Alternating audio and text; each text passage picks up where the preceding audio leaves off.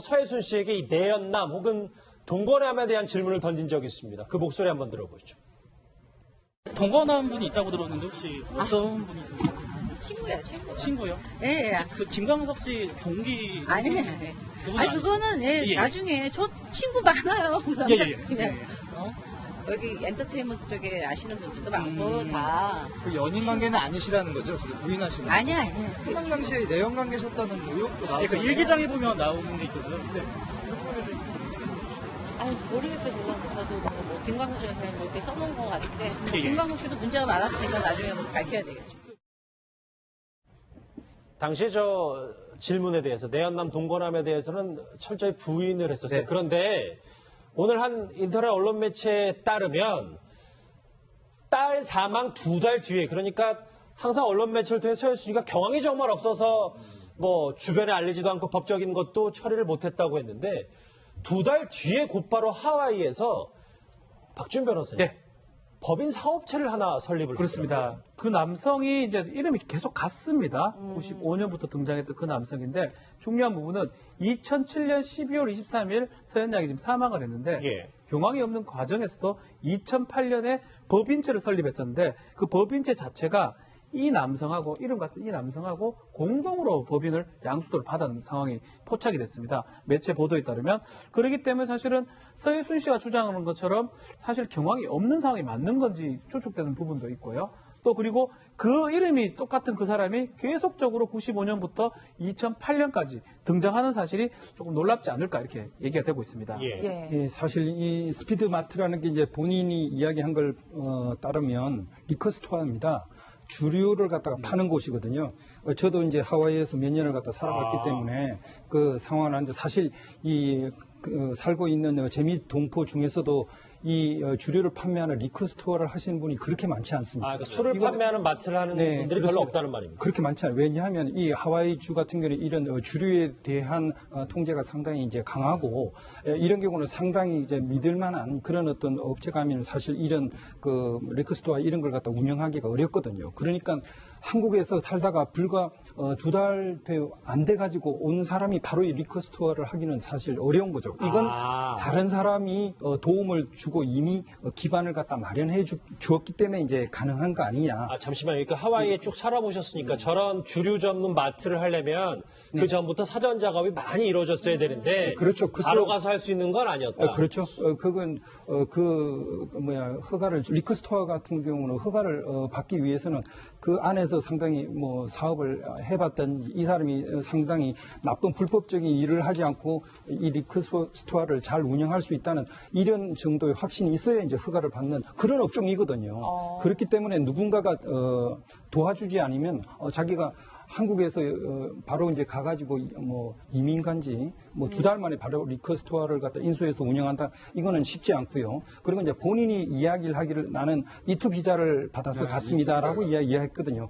정확히 뭡니까? 투자 이민이죠. 투자 이민. 예, 그런데 이제 그러면은 이미 상당한 돈을 갖다가 미국에 가지고 가서 그게 이제 한국은행을 통해 가지고 미국의 은행에 그 돈이 잔고가 있어야 됩니다. 그리고 그 돈을 갖다 단순히 잔고만 가지고 있어 가지고는 되는 게 아니라 거기에서 여러 가지 자재를 사고 사람들을 고용하고 하면서 사용한 그런 어떤 증거 자료들이 있어야만이 되는 거거든요. 그러니까 딸 사망 전부터 다 준비를 한 거다. 이미 이제 그런 게 이제 준비가 됐기 때문에 이제 2달 만에 이걸 갖다가 법인을 갖다 설립할 수 있지 않나. 이투 비자 자체가요.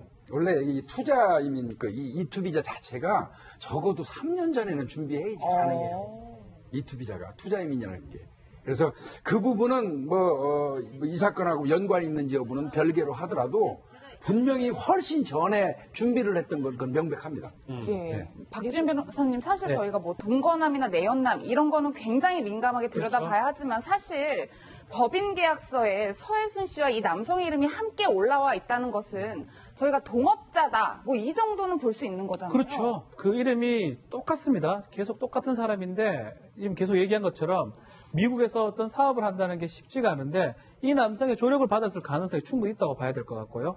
그 사람이 95년부터 정말 심지어는 지금까지도 좀 만나는 관계든지 아는 관계라고 막 가정을 한다면 상당히 중요한 어떤 동업자 내지 관계를 갖고 있는 사람이 아닌가 추측이 되고 그 매체 보도에 따르면 지금까지도 이렇게 그 사람이 동일 인물 가능성이 있다라는 거거든요. 뭐 그렇다면 이 사건 자체는 일단 김광석 씨의 자타설 문제 이게 중요한 게 아니고 김서연 양의 그 사망 관련해서 맞아요. 그 이후에 뭐 경황이 없고 왜 얘기하지 않고 이 부분에 중요한 어떤 역할을 하지 않을까 생각이 좀 듭니다. 박사님 소장님, 이건 법적으로 문제가 있는 얘기는 전혀 아닙니다. 왜냐하면 본인 스스로 하와이 가서 사업을 할 수도 그렇죠. 있고. 그럼요. 그런데 이게 김광석 씨 타살 의혹부터 시작해서 딸의 죽음 사망에 대한 의혹까지 거슬러 올라가면 이 본인의 말이 좀 바뀌는 것과 마찬가지로 이 2달 사이에 이런 일 그리고 딸의 죽음 곧바로 직후에 하와이로 갔다라는 부분이 우리가 상식적으로 석연치 않다라는 부분은 분명히 볼 거 아닙니까? 그렇습니다. 저도 두 가지 생각이 들었는데요. 하나 첫 번째는 딸이 사망을 했는데 엄마가 2달 만에 나라를 바꿔서 사업을 시작할 수 있나? 보통 딸이 사망을 할 경우에 특히 장애를 앓고 있던 딸은 더 마음이 아프기 때문에 사실상 엄마가 몇 달 동안 거의 뭐 정신을 못 차리죠. 대부분의 엄마는. 그런데 그것도 주변에 국내에서가 아니라 해외에서 이렇게 큰 마트 사업을 할 수가 있나? 이 엄마가 이 딸의 죽음에 대해서 굉장히 그래도 이성적으로 대처를 하나 보다라는 생각이 하나가 들고요. 예. 두 번째는 그럼에도 불구하고 딸의 죽음을 압도할 수 있는 어떤 존재가 끌고 갔으니까 이게 가능한 문제지. 지금 교수님 얘기하신 대로 뭐 여러 가지 법적 절차도 언어적 어떤 한계도 있을 텐데 이게 가능한가. 그러니까 경황이 없었다라는 것이 이 사업이라면 이 사업을 딸의 존재 혹은 그것보다 더 강력한 존재가 끌고 갈 때 이것이 이렇게 술술 이루어지는 것이지 이 엄마가 딸이 2달 전 사망한 엄마가 이렇게 큰 사업을 해외에서 이렇게 이렇게 이루어낼 수가 있을까라는 좀 의구심이 생기네요. 그러니까 이제 이해가 상식적으로 이제 일반 사람들이 이해가 안 간다고 하는 부분이 이제 이런 겁니다. 정말 부모들은 자식이 죽으면 지금 자식을 가슴에 묻는다 그런 거거든요. 그러고 나면 사실 뭐 정상적인 일상생활을 할 수 없을 정도로 그 우울해지고 고통을 느끼고 괴로워지고 이러면서 아예 다른 사람을 만나고 싶어 하질 않아요. 다른 외부적인 그 활동들 열심히 활발하게 하고 있던 활동도 접고 축소하고 다른 사람들한테 맡기고 하는데 오히려 그게 아니라 딸을 가슴에 묻었다는 사람이 한국에서도 아니고 외국에 가서 새로운 사업을 시작을 한다. 그리고 전혀 낯선 환경에서 그리고 우리나라 사람들도 아니고 그 외국에서 뭐 미국인들 상대로 해야 되고 그게 재미교포도 있겠지만 그런 다른 환경에서 자기가 새로 사업을 시작한다고 마음을 먹고 행동을 했다. 이게 이제 다른 그럴 수 있을까 싶지 않아요. 왜냐하면 말씀 중에 이어가면 과태료를 낼 만큼 딸 사망을 정신없어서 과태료까지 냈었잖아요. 법적 그 신고도 똑바로 하면서. 6개월인가 뒤에 냈었죠. 예. 그러니까 그런 그 경황이 없었다는 것이 지금 딸을 이런 어떤 고통 때문에 경황이 없는 그런 것이 아니라 오히려 미국에서 뭐 사업 준비하고 이런 다른 일로 경황이 없었던 게 아닌가? 뭐 이런 의문이 드는 겁니다. 그러니까 역설적으로 말씀드리면 아이가 죽고 나서 2달 만에 사업하러 바로 갈 정도가 된다는 얘기는 바꿔서 또 말씀드리면 오래전부터 어렵게 그 사업을 준비했다는 의미입니다. 그러니까 갈 수밖에 없었던 거죠. 만약에 이제 이게 사실이면 이 사실을 갖다 만약에 김광석 씨가 이제 알고 있었다 그러면은 이것이 부부 사이에 상당히 뭐 불화나 갈등의 단초가 될 수도 있는. 그러니까 그 내연남의 존재를 뭐 과거부터 알고 있었다. 내연남인지 아니면 외국에 가서 돈을 투자해가지고 사업을 새로 시작하겠다 이렇게 만약에 이걸 갖다 김광석 씨가 전부터 아예 알고 있었으면, 있었다면 왜 지금 하와이 가느냐 이런 것 때문에 부부 사이에 문제가 될 가능성이 있는 16년도 이미 사망을 했었기 때문에. 예, 뭐 뿐만 아니라 사실 김 교수님 진짜 와서는 하와이에서 직접 이 서혜순 씨를 본 교민들의 진술이 굉장히 중요할 수 있을 것 같은데 이 진술에 따르면 또 옆에 어떤 도와주는 남성이 있었다 뭐 이런 내용의 이야기를 하고 있어요. 예, 이제 그 얘기는 그 하와이에 있는 교민들의 어떤 증언으로 지금 아름아름 나오고 있는 것 같습니다. 그 확인된 바는 아니지만 지금 보면은 이제 저분이 김광석 씨 부인인지 몰랐다는 교민들이 많고요. 그러게요. 그다음에 딸 관련해 가지고는 자녀 이야기하면 뭐 아예 없다, 아예 안 났다 이렇게 얘기를 했던 것 같고요. 그 당시에 사실은 이번에 인터뷰할 때도 그 경제 형편이 굉장히 어려웠다고 이제 서혜순 씨는 얘기를 했는데 교민들 이야기에 의하면 물론 미국에서 골프 치는 게 그렇게 비용이 많이 들지는 않습니다만은 자주 이제 골프를 치러 다녔다는 그 이야기가 있고요. 현재 남편하고는 수시로 좀 다퉜다. 사이가 좋지 않았다 이런 말도 있고 이제 이 들어가게 된 이유는 이제 그 푸드 스탬프 단속에 걸려서 들어갔다 이런 말이 지금 나오고 있는 것 같습니다. 예. 박준 변호사님. 네. 저 오른쪽에 이거 한번 같이 보시죠. 왜냐하면 서혜순 씨 얘기에 어떤 좀 이해가 안 되는 부자연스러운 어떤 부분을 얘기하다 보니까 결국 이 하와이 사업 얘기 그리고 의문의 남자 얘기까지 결국 나오고 말았는데 뭐 아시는 것처럼 서혜순 씨는 고 김광석 씨의 이제 부인이었고요. 지금 의심이 되는 부분이 바로 이 진짜 동업자에 국한된 건지 아니면 우리가 의심해보는 일부 보도에 나온 내용이면 아니면 진짜 현 남편인지에 대해서인데 박준 변호사님 이 이모 씨에 대한 증언들도 꽤 많이 증언이 속속 나오고 있다. 맞습니다. 이모 씨가 막 중요한 인물로 지금 보이는데요. 이 이사오 기자의 어떤 보도에 따르면 이모 씨가 김광석 씨의 일기에 따르면 아주 그 자책을 하고 아주 왜 이러냐 두 사람의 관계를 오해를 할 수도 있고 하여튼 그 이모 씨가 법인도 같이 설립했고요. 현재도 중요합니다. 현재 용인에 있는 한 골프 빌리지에 이름 같은 이모 씨가 있다라는 겁니다. 주위의 증언에 따르면 보도에 따르면 그리고 그 두 사람 사이에 아들도 있다는 거고요. 또 증언에 따르면 그 이모 씨가 예전에 95년도부터 봤던 그 이모 씨하고 인적 사항이나 어떤 모습 같은 게 비슷하다는 겁니다. 만약에 95년도 만났던 그 이모 씨가 지금 2017년의 이모 씨라 그러면 이 사건은 상당히 조금 다른 측면으로 바라봐야 되지 않을까. 특히 김광석 씨의 자타살 문제는 변론으로 하더라도 서현 양의 사망 부분에 대해서 그 서예순 씨의 변명 부분이 조금 납득하지 않을 부분도 충분히 있다. 이렇게 이모 씨가 과연 그때 이모 씨가 맞느냐. 이게 중요 포인트 중에 하나가 생각이 듭니다. 예, 박 소장님 그런데 이 서혜순 씨가 좀 억울했는지 오늘 또 인터뷰를 오전에 자청을 했더라고요. 그런데 그 인터뷰 내용 중에 돈이 없어서 딸 서현 양의 유학도 어려웠다. 뭐 이런 취지의 얘기를 했는데 경제적으로 힘들었다. 하와이에서 사업을 했다. 좀 배치되는 것 같아요. 그렇습니다. 이제 본인의 얘기로는 내가 경제적으로 좀 힘들었고 장애우 딸을 기르는 것도 쉬운 일이 아니었으나 맞아요. 시댁 식구들이 그 부분에 대해서 다 등을 돌렸기 때문에 시댁 식구에게는 서연이의 죽음에 대해서 알리고 싶지도 않았다라고 얘기를 한 거죠. 근데 경제적으로 힘들었다는데 여러 가지로 좀 그렇지 않았을 것 같은 여러 가지 정황이 많은 거죠. 미국에서도 큰 사업도 했고 또 미국에서 계속해서 골프를 치고 다녔다는 주변의 목격담도 있고 또 지금 살고 있는 집도 골프 빌리지 옆에 상당히 좋은 고급 주택이고 그동안 부동산을 취득했거나 이사 갔던 곳들도 보면 다 부유한 집안의 어떤 그 동네에만 이사를 갔다라는 거예요. 그리고 또 결정적으로 김광석 씨의 저작권 수입도 계속 받고 있는 걸로 전해지고 있는데 2014년에도 1억 6천만 원, 2015년에서 또 2017년까지가 2억 5천만 원 정도가 받았으니까 좀 한 3년 정도 동안 한 4천만 원 정도의 저작권료를 받았던 거죠. 이것만 봐도 상당히 부유하게 지낼 수 있었을 것이라는 상상이 들기 때문에 이 말이 조금 좀 진정성이 약하게 느껴집니다. 글쎄 딸이 사망한 지 2달 만에 뭐 그 전부터 준비를 다 했다고 말씀하셨으니까 그리고 하와이에 사업을 했고 본인은 돈이 없어서 뭐 경험도 없고 돈이 없었다고 했지만 1년에 1억 정도의 저작권을 꾸준히 받아왔고 일단은 또 부자연스러운 면이 분명히 있긴 한데요. 일단 알겠습니다. 서혜순 씨가 저희 취재진과 만남에서도 본인 사업 관련된 이야기를 잠시 언급한 적이 있습니다. 그 목소리 들어보시죠.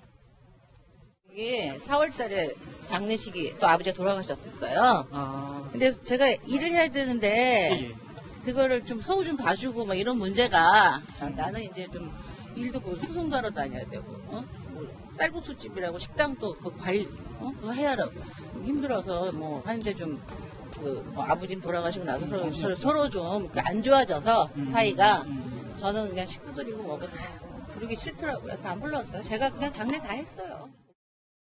예, 김 교수님 이제 서혜순 씨도 본격적인 경찰 수사를 받게 될 텐데 국내에서 자그마한 엔터테인먼트 사업을 한 것도 알려지고 있고 이 하와이에서 한 사업도 그렇고 이 사업을 시작한 시기도 굉장히 수사의 중요한 부분이 될 수 있을 것 같아요. 네, 맞습니다. 김광석 씨가 사망한 지 이제 한 7년 정도 됐으니까 96년 사망했으니까 한 2004년경부터 이제 이 사업을 시작한 것 같아요. 이제 그 당시에 이제 뭐 이 저작권 관련해가지고 시댁하고 사이는 안 좋았지만, 이제 그 뭐 시댁에다가 설득은 좀 한 것 같습니다. 서연이가, 이 좀 그 장애도 있고 그러니까 서연이 키우려면 내가 그냥은 있을 수 없으니까 사업을 좀 해야 되겠다 이런 이야기도 했던 것 같고요. 그런 부분 때문에 이제 저작권 관련돼서도 사실은 김광석 씨의 그 판권을 시댁에서 양보해주고 이제 허락한 걸로 이게 보이는데요. 그 결국 이제 궁극적으로 그게 서연이가 이제 나중에 법적으로 상속을 하지 않습니까? 그래서 서 씨는 하여튼 여하간 이 돈 금전에 관련된 관심은 물론 딸을 위해서 그랬는지 여부는 모르겠지만 우리가 일반적으로 알고 있기보다는 좀 과하게 그 금전적인 부분에 대해서 관심을 기울였던 건 맞는 것 같습니다. 지금 현재도 그러하고요. 예. 인터뷰가 서혜순 씨가 본격적으로 인터뷰 시작했기 때문에 여러 가지 말들을 쏟아내고 있었어요. 근데 곽 교수님, 네. 여러 얘기가 있지만 본인은 이미 이상호 기자를 언급하면서도 사회적으로 사망했다 이런 심리 전공 하시니까 예. 이걸 어떻게 저희가 좀 해석을 해야 되는지요? 예, 사실 김광석 씨가 사망한 이후부터 여러 이제 언론이라든지 인터넷, SNS 이런 걸 통해 가지고 이제 타살설이 이제 계속 이제 떠돌아 다녔고요. 그 이제 타살설 중에 이제 실제로 이제 부인이 그랬다 또는 부인을 오빠가 그랬다 이런 이야기들을 많이 했거든요. 그리고 이번에 또 이제 딸의 사망이 알려지면서 또 여기에 대해서 여러 가지 이제 의혹들이 이제 제기되고 이러면서 개인으로서는 상당히 이제 본인의 사회적인 명예, 이거는 이미 훼손될 대로 이제 훼손됐다. 이걸 갖다 사회적으로 이제 사망했다.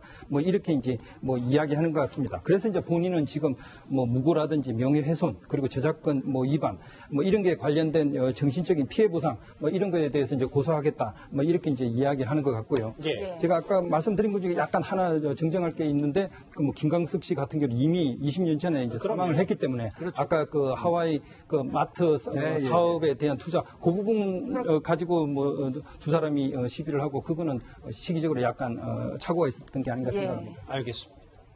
서혜순 씨가 계속 인터뷰를 하고 있으니까요. 그 과거에 그 이상호 기자에 대해서도 서혜순 씨가 이런 얘기를 한 적이 있습니다. 목소리 들어보시죠. 이상호 기자님이 자꾸 저를 그렇게 하는데 저는 왜 나와서 얘기 좀 왜 저를 그렇게 하는지 모르겠어요. 좀 쫓아다니고 그래도 이제 밝혀야죠. 저희 식구들도 그렇고 괜히 명예훼손도 됐고 했으니까. 예, 이상호 기자 나와라 이렇게 말하고 있는데 28일 목요일이죠. 이제 이틀 뒤에 경찰이 출석을 한다고 해요. 이상호 기자가. 뿐만 아니라 서혜순 씨도 남편 사망 진단서 공개하겠다. 경찰 수사에 당당하게 임하겠다 이런 입장인데 만만치 않을 것 같아요. 네, 김광석 씨의 자타살은 법적으로 공소시효가 지났기 때문에 조사하기 좀 어렵고요. 부수적으로는 가능하지만 일단 배제를 해야 될 것 같고요. 또 사망 진단서라든지 소견서가 부검 소견서 중요하긴 한데요. 그걸 보면 어느 정도는 사실 좀 할 수 있을지 않을까 생각이 드는데 아마도 이상호 기자는 김광석 씨 자타살보다는 서현미 양의 사망 부분, 유기치사 아니면 유기치사가 안 된다 하더라도 그것도 증거가 별로 없습니다. 아니라면 소송에 대해서 이기기 위해서 금전적 이득을 취하기 위한 소송 사기 부분, 그 부분으로 집중을 하지 않을까 생각이 들고 이상호 기자 입장에서도 오랫동안 따라다녔는데 2% 정도 부족한 것 같아요, 뭔가. 100% 떨어졌으면 벌써부터 경찰이 재수사 가능했을 건데, 그게 불가능한 게 아마 그런 부분 같아요. 지금 사기 부분은 가능성이 좀 크기 때문에 그쪽으로 아마 집중하지 않을까 생각이 됩니다. 저희가 서혜순 씨 관점에서 다시 한번 정리를 해보면 경황이 없는데도 불구하고 2달 뒤에 본인 스스로 계획했지만 미국에서 사업을 시작했고, 그 남성 얘기는 길게 안 하겠습니다.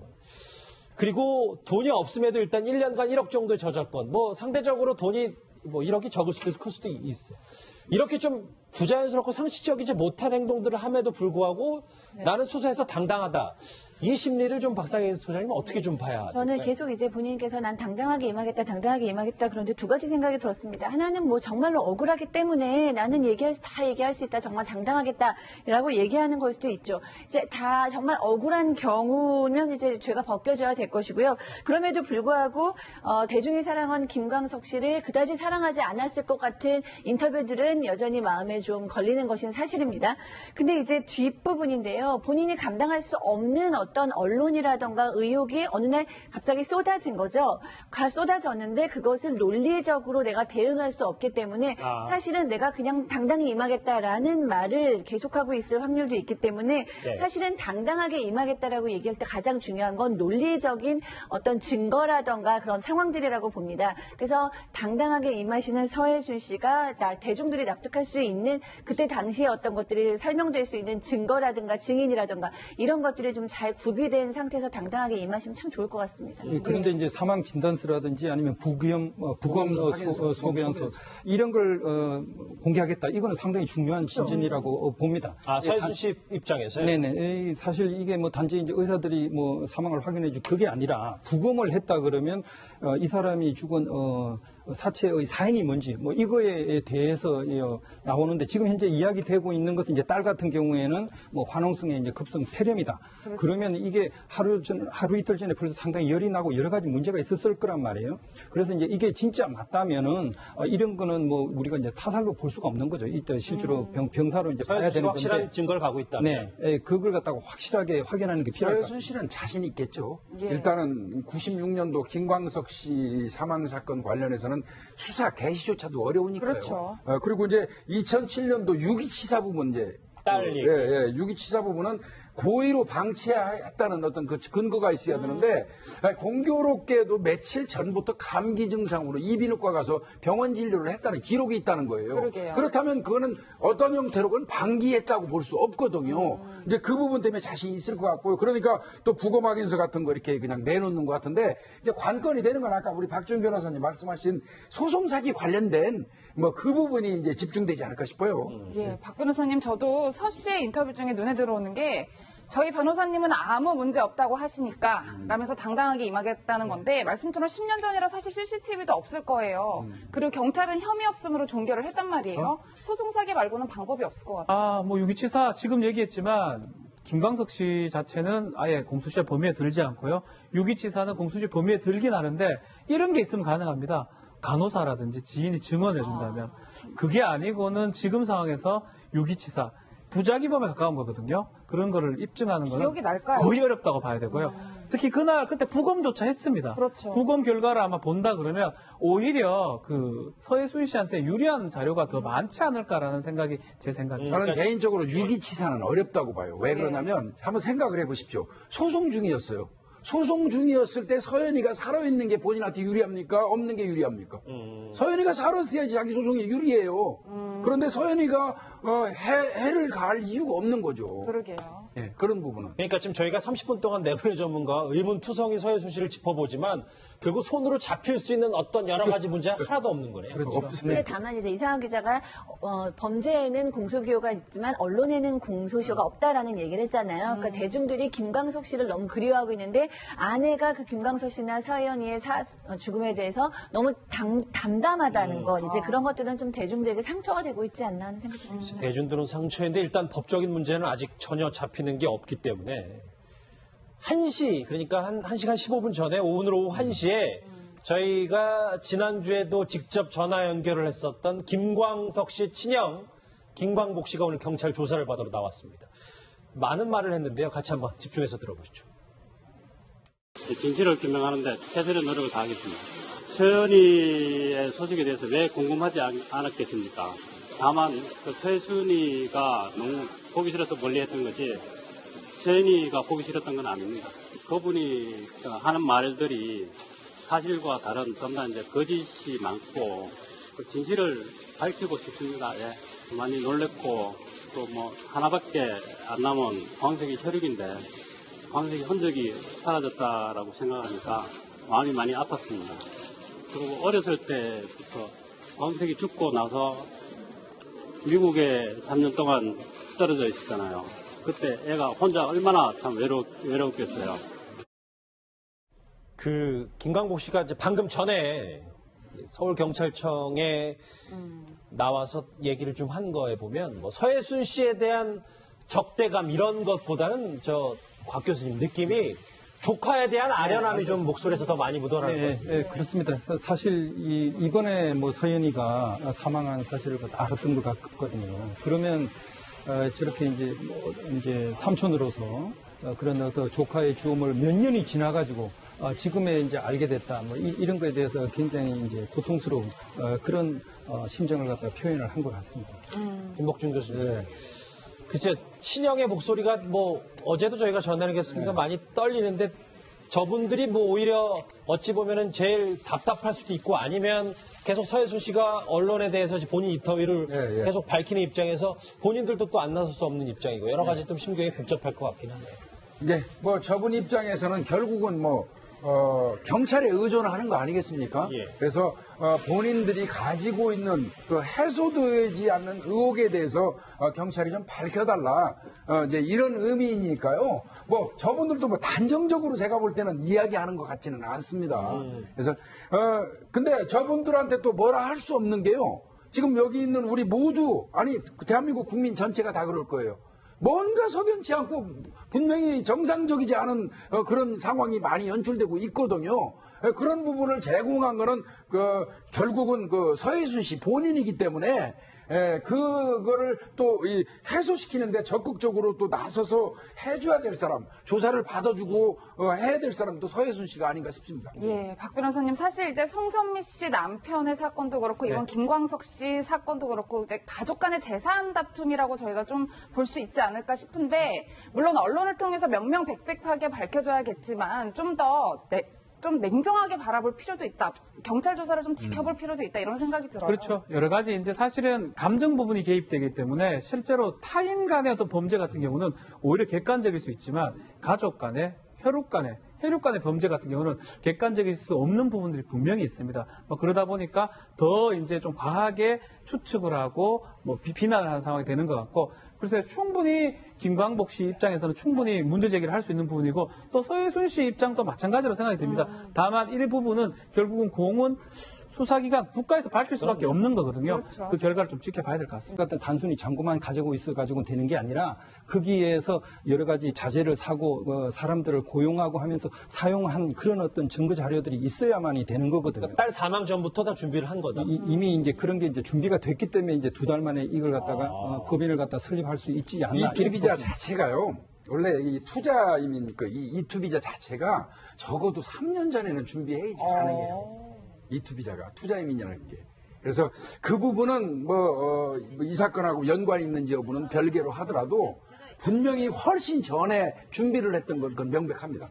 예. 박진 변호사님 사실 저희가 동거남이나 내연남 이런 거는 굉장히 민감하게 들여다봐야 하지만 사실 법인 계약서에 서해순 씨와 이 남성의 이름이 함께 올라와 있다는 것은 저희가 동업자다. 이 정도는 볼 수 있는 거잖아요. 그렇죠. 그 이름이 똑같습니다. 계속 똑같은 사람인데 지금 계속 얘기한 것처럼 미국에서 어떤 사업을 한다는 게 쉽지가 않은데 이 남성의 조력을 받았을 가능성이 충분히 있다고 봐야 될 것 같고요. 그 사람이 95년부터 정말 심지어는 지금까지도 좀 만나는 관계든지 아는 관계라고 가정을 한다면 상당히 중요한 어떤 동업자 내지 관계를 갖고 있는 사람이 아닌가 추측이 되고 매체의 보도에 따르면 지금까지도 이렇게 그 사람이 동일 인물 가능성이 있다라는 거거든요. 그렇다면 이 사건 자체는 일단 김광석 씨의 자타설 문제 이게 중요한 게 아니고 김서연 양의 그 사망 관련해서 맞아요. 그 이후에 경황이 없고 왜 얘기하지 않고 이 부분에 중요한 어떤 역할을 하지 않을까 생각이 좀 듭니다. 박사님 소장님, 이건 법적으로 문제가 있는 얘기는 전혀 아닙니다. 왜냐하면 본인 스스로 하와이 가서 사업을 할 수도 있고. 그럼요. 그런데 이게 김광석 씨 타살 의혹부터 시작해서 딸의 죽음 사망에 대한 의혹까지 거슬러 올라가면 이 본인의 말이 좀 바뀌는 것과 마찬가지로. 이게 이제 본인이 이야기한 걸 따르면 리커스토어입니다. 주류를 갖다가 파는 곳이거든요. 저도 이제 하와이에서 몇 년을 갖다 살아봤기 때문에 그 상황을 하는데 사실 살고 있는 재미 동포 중에서도 이 주류를 판매하는 리커스토어를 하시는 분이 그렇게 많지 않습니다. 그러니까 술을 판매하는 마트를 하는 분들이 별로 없다는 말입니다. 그렇게 많지 않아요. 왜냐하면 이 하와이주 같은 경우는 이런 주류에 대한 통제가 상당히 이제 강하고 이런 경우는 상당히 이제 믿을 만한 그런 어떤 업체가 하면 사실 이런 그 리커스토어 이런 걸 갖다 운영하기가 어렵거든요. 그러니까 한국에서 살다가 불과 2달 안 돼가지고 온 사람이 바로 이 리커스토어를 하기는 사실 어려운 거죠. 이건 다른 사람이 도움을 주고 이미 기반을 갖다 마련해 주었기 때문에 이제 가능한 거 아니냐. 잠시만요. 그러니까 하와이에 쭉 살아보셨으니까 저런 주류 전문 마트를 하려면 그 전부터 사전 작업이 많이 이루어졌어야 되는데 그렇죠. 바로 가서 할 수 있는 건 아니었다. 그렇죠. 그건 허가를 리커스토어 같은 경우는 허가를 받기 위해서는 그 안에서 상당히 사업을 해봤던 이 사람이 상당히 나쁜 불법적인 일을 하지 않고 이 리커스토어를 잘 운영할 수 있다는 이런 정도의 확신이 있어야 이제 허가를 받는 그런 업종이거든요. 그렇기 때문에 누군가가 도와주지 않으면 자기가 한국에서 바로 이제 가가지고 뭐 이민 간지 뭐 2달 만에 바로 리커스토어를 갖다 인수해서 운영한다. 이거는 쉽지 않고요. 그리고 이제 본인이 이야기를 하기를 나는 이투 비자를 받아서 갔습니다라고 이야기했거든요. 정확히 뭡니까? 투자 이민이죠. 투자 이민. 예, 그런데 이제 그러면은 이미 상당한 돈을 갖다가 미국에 가지고 가서 그게 이제 한국은행을 통해 가지고 미국의 은행에 그 돈이 잔고가 있어야 됩니다. 그리고 그 돈을 서해순 씨에게 이 내연남 혹은 동거남에 대한 질문을 던진 적이 있습니다. 그 목소리 한번 들어보시죠. 동거남 분이 있다고 들었는데 혹시 어떤 분이 친구예요, 친구. 친구요? 예, 예. 그 김광석 씨 동기 아니, 그분 아니 그거는 예. 나중에 저 친구 많아요. 예, 예, 예. 그냥 여기 엔터테인먼트 쪽에 아시는 분들도 많고 다. 그 연인 관계는 아니시라는 거죠? 지금 부인하시는. 아니야. 해당 당시에 내연 관계셨다는 의혹도 예, 그 나왔잖아요. 일기장에 보면 나오는 게 있어서요. 네. 아유 모르겠어요. 그건 저도 뭐 김광석 씨가 그냥 뭐 이렇게 써놓은 것 같은데 예, 예. 김광석 씨도 문제가 많았으니까 나중에 뭐 밝혀야 되겠죠. 당시에 저 질문에 대해서 내연남 동거남에 대해서는 철저히 부인을 했었어요. 네. 그런데 오늘 한 인터넷 언론 매체에 따르면 딸 사망 2달 뒤에, 그러니까 항상 언론 매체를 통해 서해순 씨가 경황이 정말 없어서 뭐 주변에 알리지도 않고 법적인 것도 처리를 못했다고 했는데 2달 뒤에 곧바로 하와이에서 박준 변호사님 네. 법인 사업체를 하나 설립을 그렇습니다. 했더라고요. 그 남성이 이제 이름이 계속 같습니다. 95년부터 등장했던 그 남성인데 중요한 부분은 2007년 12월 23일 서현양이 지금 사망을 했는데 예. 경황이 없는 과정에서도 2008년에 법인체를 설립했었는데 그 법인체 자체가 이 남성하고 이름 같은 이 남성하고 공동으로 법인을 양수도를 받은 상황이 포착이 됐습니다. 매체 보도에 따르면 그렇기 때문에 사실은 서해순 씨가 주장하는 것처럼 사실 경황이 없는 상황이 맞는 건지 추측되는 부분도 있고요.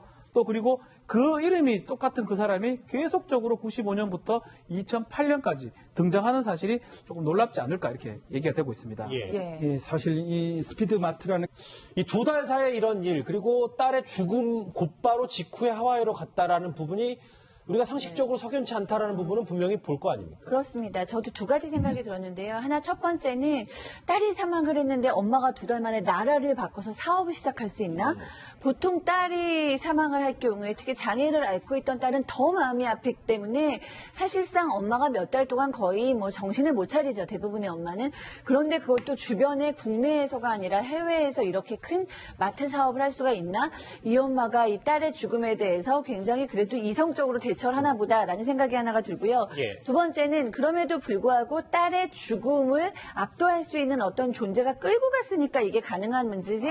지금 교수님 얘기하신 대로 뭐 여러 가지 법적 절차도 어느덧 어떤 한계도 있을 텐데 이게 가능한가. 그러니까 경황이 없었다라는 것이 이 사업이라면 이 사업을 딸의 존재 혹은 그것보다 더 강력한 존재가 끌고 갈 때 이것이 이렇게 술술 이루어지는 것이지 이 엄마가 딸이 2달 전 사망한 한 엄마가 이렇게 큰 사업을 해외에서 이렇게 잘 이렇게 이루어낼 수가 있을까라는 좀 의구심이 생기네요. 그러니까 이제 이해가 상식적으로 이제 일반 사람들이 이해가 안 간다고 하는 부분이 이제 이런 겁니다. 정말 부모들은 자식이 죽으면 지금 자식을 가슴에 묻는다 그런 거거든요.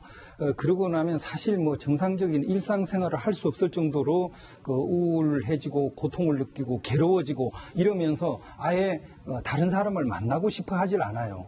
다른 외부적인 그 활동들 열심히 활발하게 하고 있던 활동도 접고 축소하고 다른 사람들한테 맡기고 하는데 오히려 그게 아니라 딸을 가슴에 묻었다는 사람이 한국에서도 아니고 외국에 가서 새로운 사업을 시작을 한다. 그리고 전혀 낯선 그 환경에서 그리고 우리나라 사람들도 아니고 그 외국에서 뭐 미국인들 상대로 해야 되고 그게 재미교포도 있겠지만 그런 다른 환경에서 자기가 새로 사업을 시작한다고 마음을 먹고 행동을 했다. 이게 이제 왜냐하면 그럴 수 있을까 싶지 않아요. 왜냐하면 말씀 중에 이어가면 과태료를 낼 만큼 딸 사망을 정신없어서 과태료까지 냈었잖아요. 법적 그 신고도 똑바로 안 하고. 6개월인가 뒤에 냈었죠. 예. 그러니까 그런 그 경황이 없었다는 것이 지금 딸을 이런 어떤 고통 때문에 경황이 없는 그런 것이 아니라 오히려 이 뭐 미국에서 뭐 사업 준비하고 이런 다른 일로 경황이 없었던 게 아닌가? 뭐 이런 의문이 드는 겁니다. 그러니까 역설적으로 말씀드리면 아이가 죽고 나서 2달 만에 사업하러 바로 갈 정도가 된다는 얘기는 바꿔서 또 말씀드리면 오래전부터 어렵게 그 사업을 준비했다는 의미입니다. 그러니까 갈 수밖에 없었던 거죠. 만약에 이제 이게 사실이면 이 사실을 갖다 만약에 김광석 씨가 이제 알고 있었다 그러면은 이것이 부부 사이에 상당히 뭐 불화나 갈등의 단초가 될 수도 있는. 그러니까 그 내연남의 존재를 뭐 과거부터 알고 있었다. 내연남인지 아니면 외국에 가서 돈을 투자해가지고 사업을 새로 시작하겠다 이렇게 만약에 이걸 갖다 그 김광석 씨가 전부터 아예 알고 있었으면, 있었다면 왜 지금 하와이 가느냐 이런 것 때문에 부부 사이에 문제가 될 김광석 가능성이 씨는 있는 96년도에 그런 이미 주제. 사망을 했었기 때문에. 예, 뭐 뿐만 아니라 사실 김 교수님 진짜 와서는 하와이에서 직접 이 서혜순 씨를 본 교민들의 진술이 굉장히 중요할 수 있을 것 같은데 이 진술에 따르면 또 옆에 어떤 도와주는 남성이 있었다 뭐 이런 내용의 이야기를 하고 있어요. 예, 이제 그 얘기는 그 하와이에 있는 교민들의 어떤 증언으로 지금 아름아름 나오고 있는 것 같습니다. 그 확인된 바는 아니지만 지금 보면